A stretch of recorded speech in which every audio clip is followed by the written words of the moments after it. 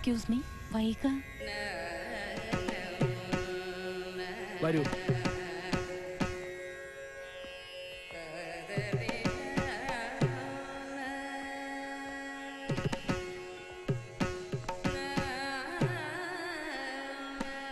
ഇത് വീടല്ല, കൊട്ടാരമാണ്.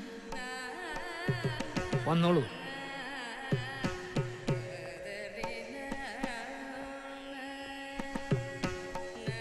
ഇങ്ങോട്ട് വരൂ. അതാണ് വൈക.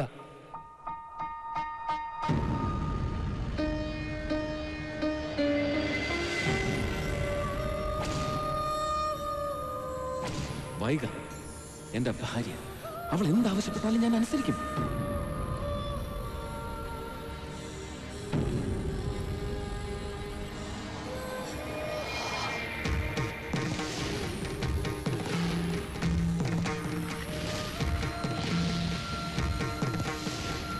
വൈക മരിച്ചിട്ട് 1 വർഷം കഴിഞ്ഞു.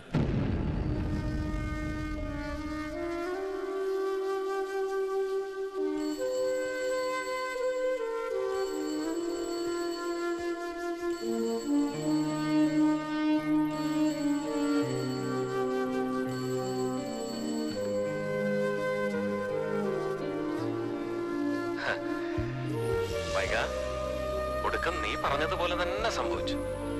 ഇപ്പോ സൂസൻ എനിക്ക് ഫ്രണ്ടാണ്, ഒരു നല്ല ഫ്രണ്ട്. സൂസന്റെ മമ്മയ്ക്കും എന്നെ വലിയ ഇഷ്ടമാണ്. അമ്മയില്ലാതെ വളർന്ന കുട്ടിയായതുകൊണ്ടാവും സൂസന്റെ മമ്മയോട് എനിക്ക് ഇത്ര സ്നേഹം. ആ, നിന്റെ വിശേഷങ്ങളും അവർ തിരക്കിയിരുന്നു. നിന്നെ അവരിപ്പോ ഒരുപാട് ഇഷ്ടപ്പെടുന്നുണ്ടാവും. നീ എന്താ ഒന്നും മിണ്ടാത്തത്? പിണക്ക. ദുർഗാദാസൻ പിടിയിലായെങ്കിലും എന്റെ ജോലി തിരക്ക് തീരുന്നില്ല വൈക. അതുകൊണ്ടല്ലേ ഞാൻ നിന്നെ കാണാൻ വരാത്തത്. വന്നില്ലെങ്കിലും ഞാൻ നിന്റെ അടുത്ത് തന്നെ ഇല്ലേ? അടുത്ത്, തൊട്ടടുത്ത്. അതെ, പശുക്കുട്ടിയുടെ വിശേഷങ്ങളൊന്നും പറഞ്ഞില്ല നീ.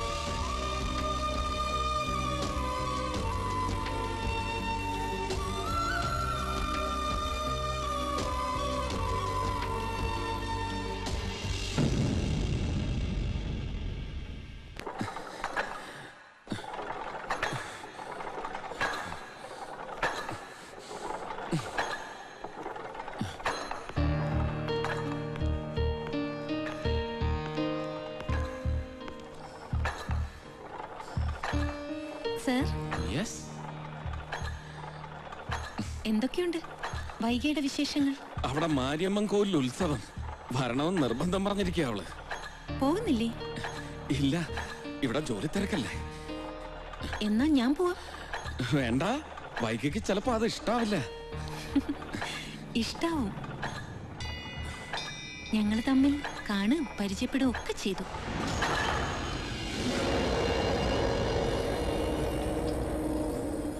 ഞാൻ പോയിരുന്നു തറവാട്ടില്. വൈകയെ കണ്ടു. സാറിന്റെ ഈ മനസ്സുണ്ടല്ലോ, മരിച്ചിട്ടും വൈക മരിച്ചിട്ടില്ല എന്ന് കരുതി സ്നേഹിക്കുന്ന ഈ മനസ്സ് ഏത് സ്ത്രീയുടെയും പ്രാർത്ഥനയാ. ഇതുപോലെ മനസ്സുള്ളൊരു പുരുഷൻ. അസൂയ തോന്നുക എനിക്ക് വൈകയോട്. പുണ്യം ചെയ്തവർക്കേ ഇങ്ങനെ ഒരു ഭർത്താവിനെ കിട്ടൂ. ഇഷ്ടമായി, ഒരുപാട് ഇഷ്ടമായി.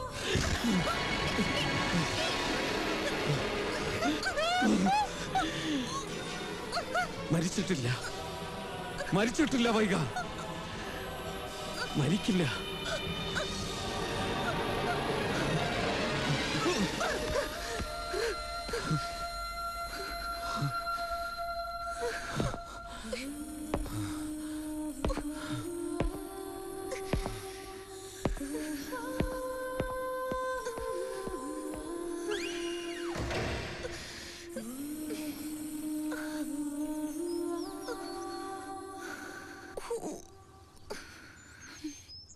നീ എന്തിനാ അങ്ങനെയൊക്കെ പറയാൻ പോയത്?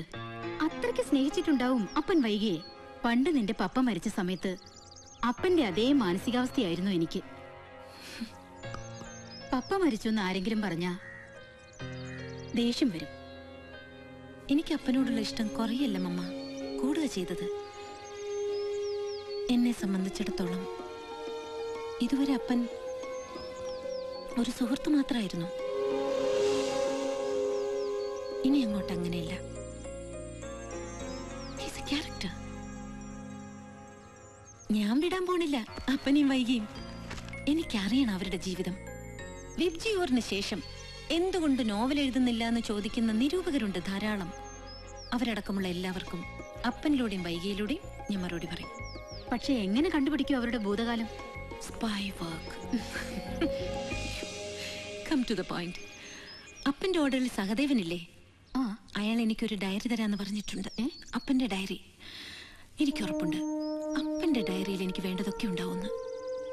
മമ്മ നോക്കിക്കോ, വൈക ആ ഡയറിയിലൂടെ പുനർജനിക്കും.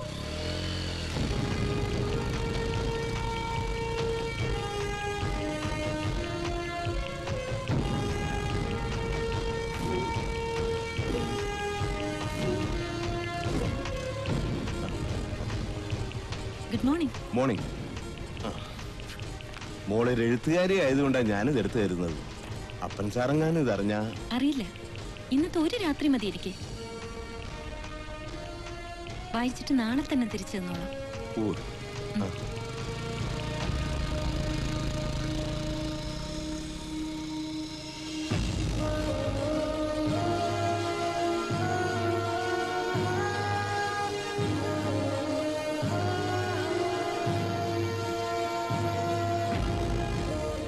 സമർപ്പണം. ഗ്രേറ്റ് വിശ്വനാഥ മേനോൻ, എൻ്റെ അച്ഛൻ.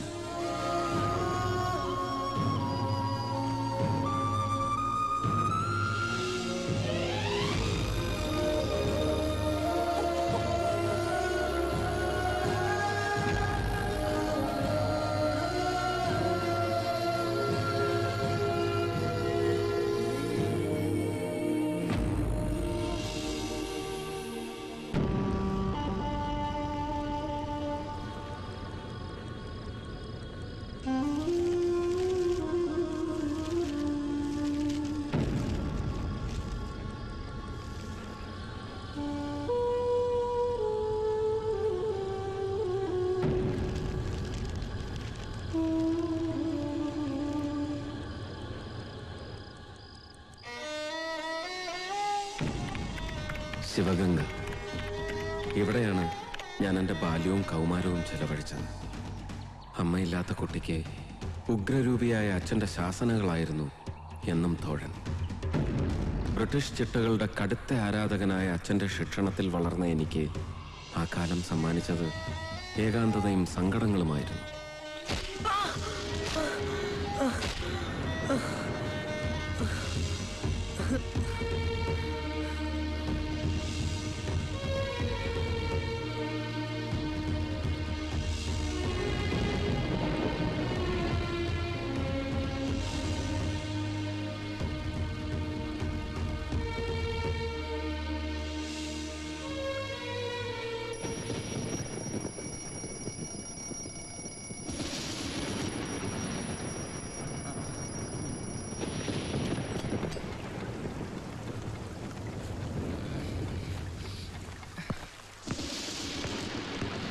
രാമൻ നായരെ, എവിടെ അപ്പൻ? എണീറ്റില്ലേ അവൻ? നല്ല മഴയല്ലേ, ഉറങ്ങട്ടെ പാവം.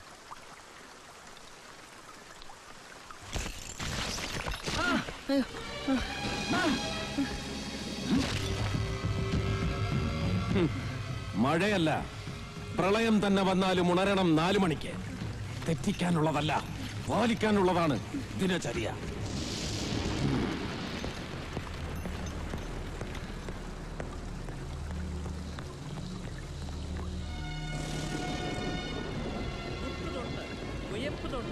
കൈ നേരെ കൂട്ടിത്തൊഴുത്, തൊട്ടു വന്നിച്ചമർന്ന് വലിഞ്ഞമർന്ന് വലത്ത് നടന്ന് കളഞ്ഞിട്ട് വന്നിച്ചു, വലത്തുകാൽ തൂക്കി വലത്ത് കൊണ്ട് നീക്കി ചവിട്ടി, ഇടത്തുകാൽ തൂക്കി ഇടത്ത് കൊണ്ട് നീക്കി ചവിട്ടി.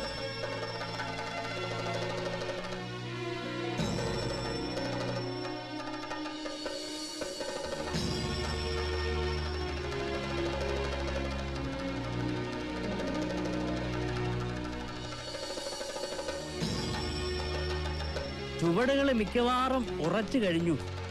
ഇനി മേപ്പേറ്റ് ആവാന്നാ വിചാരിക്കണേ. വടകരയെന്ന് ഗുരുക്കളെ ഇവിടെ വരുത്തി ഭക്ഷണവും താമസവും ഏർപ്പാട് ചെയ്ത് അപ്പനെ ഞാൻ കളരി പഠിപ്പിക്കുന്നത് മിക്കവാറും ഉറച്ച അഭ്യാസിയാക്കാനല്ല, പൂർണ്ണം സമ്പൂർണം. അതാണ് ഞാൻ കേൾക്കാൻ ഇഷ്ടപ്പെടുന്ന വാക്ക്. ചുവടുകൾ മുഴുവനും ഉറച്ചു കഴിഞ്ഞു എന്ന് ബോധ്യം വന്നിട്ട് മതി മെയ്പ്പായിട്ട്.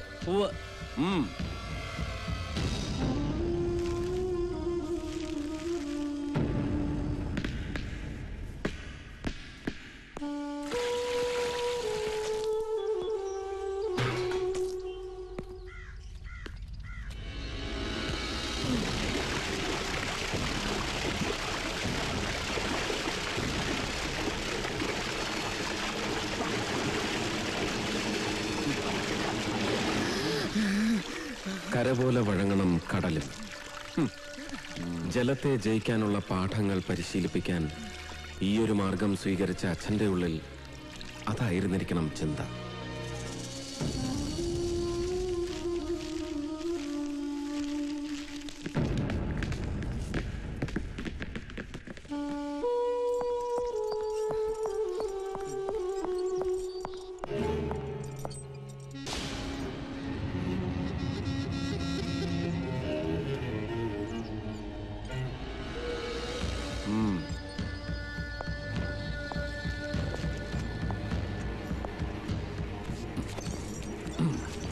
ഓരോ തിരുത്തും ഓരോ പീഡനങ്ങൾ. എന്നിട്ടും അച്ഛനെ ഞാൻ വെറുത്തില്ല. സത്യം.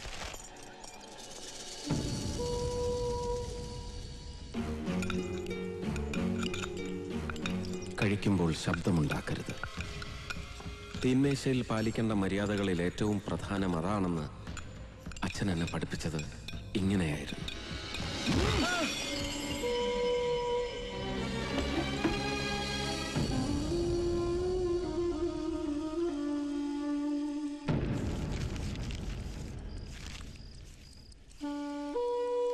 വൈക വൈക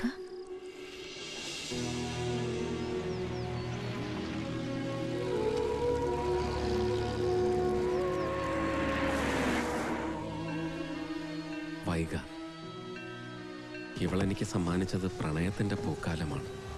വൈകയുടെ ഓരോ നോട്ടങ്ങളും എന്നിൽ സ്നേഹത്തിന്റെ ഋതുക്കളായി മാറി.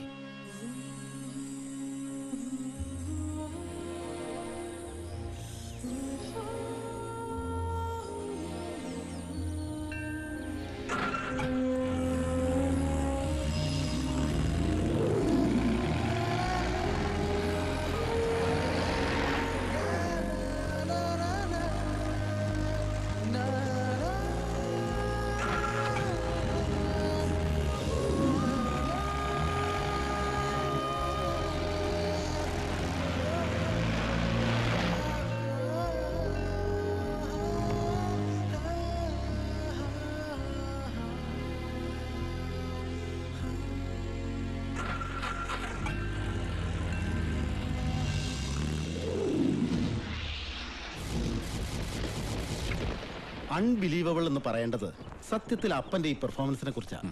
മേനോൻ, നാളെ നിങ്ങൾ അറിയപ്പെടാൻ പോകുന്നത് അപ്പൻ മേനോന്റെ അച്ഛൻ എന്ന നിലയിലാവും. I am sure.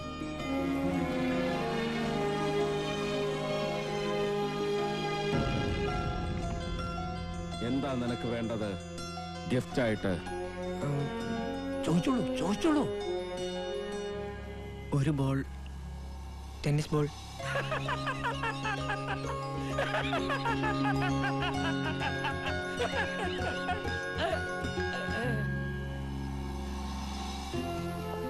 ടെന്നീസ് കളിക്കാത്ത നിനക്കെന്തിനാണ് ടെന്നീസ് ബോൾ എന്നൊരിക്കലും അച്ഛൻ ചോദിച്ചിട്ടില്ല. പിൽക്കാലത്ത് ആരെങ്കിലും ആ ചോദ്യം ചോദിക്കുമെന്ന പ്രതീക്ഷയിൽ മറുപടി ഞാൻ ടെന്നീസ് ബോളുകൾക്കൊപ്പം സൂക്ഷിച്ചു വെച്ചു.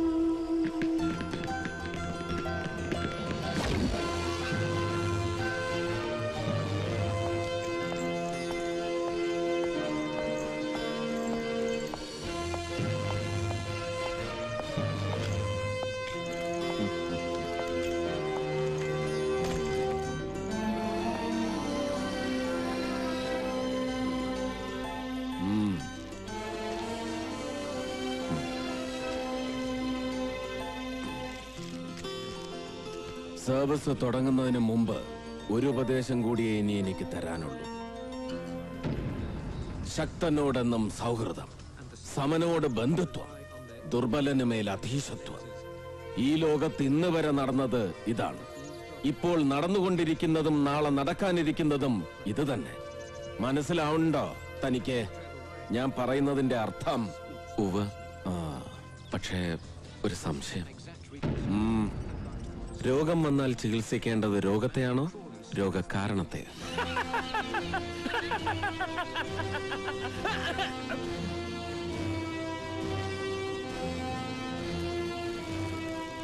ചിലപ്പോൾ രോഗത്തെ, മറ്റു ചിലപ്പോൾ കാരണത്തെ. ശ്രുതം, വേണ്ടത് വേണ്ടപ്പോൾ വേണ്ടതുപോലെ ചെയ്യാനുള്ള കഴിവ് അത് നിനക്കുണ്ട്. ബാക്കിയെല്ലാം വഴിയെ നീ പഠിക്കും, പഠിപ്പിക്കും. കാലം, ടൈം.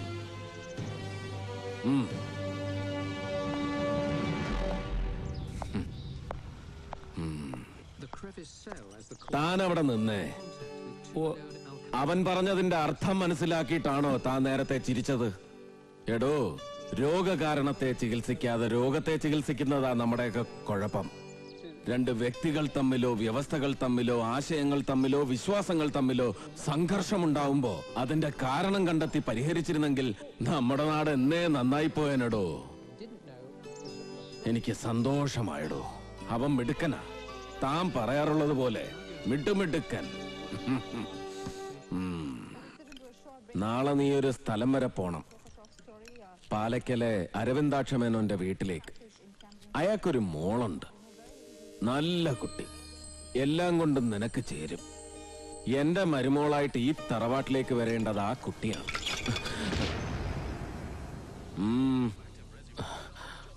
എന്തു പറ്റി? എന്തെങ്കിലും പറയാനുണ്ടോ?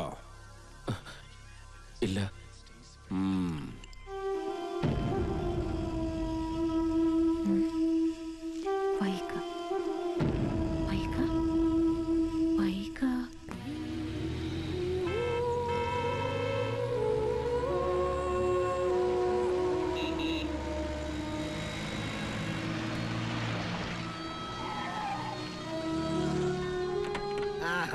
ஐயா வாங்க வாங்க. சௌக்கியமா? ஆமா ஐயா.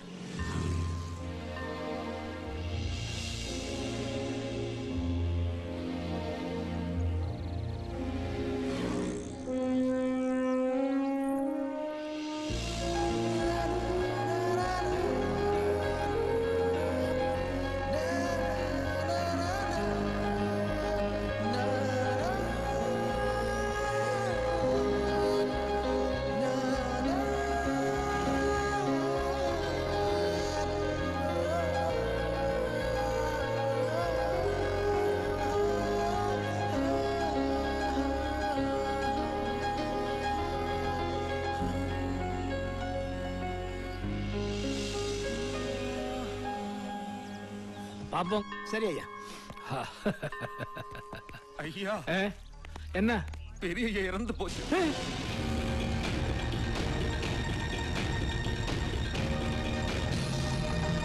നിങ്ങൾ ഇവിടുന്ന് പോയ ഉടനെ ആയിരുന്നു ഒരു നെഞ്ചുവേദന.